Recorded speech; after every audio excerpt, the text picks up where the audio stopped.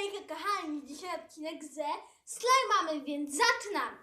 Na wszystkie slajmy wydałam 17 zł, a mam ich 4. Jestem na wakacjach w Ustronie Morskim, wszystko to kupiłam w Ustronie, więc zaczynam. Pierwszy slime jest za 5 zł, taki kiwi. Otwieramy go. Jest on zielony, ma troszeczkę brokatu.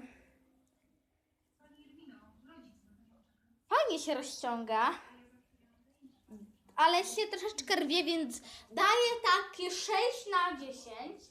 Kolejny slime to jakby taka papaja, też za 5 zł.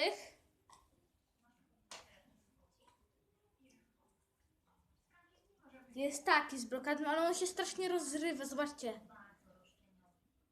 Troszeczkę się właśnie się rozrywa, jest taki wodnisty, jest takie 5/10. Kolejny slime jest za 3 zł. Takie pomarańczko. On ma dużo brokatu.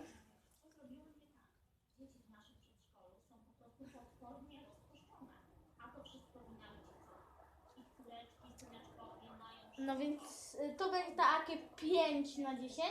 I ostatni to jest taki M&M's, kochani. Robak!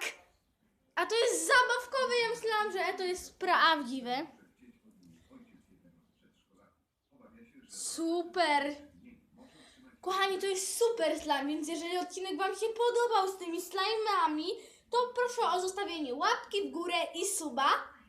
Więc lecimy. A jeżeli chcecie, żeby ten kanał był najpopularniejszym kanałem w Polsce, dajcie mi łapeczkę w górę i suba.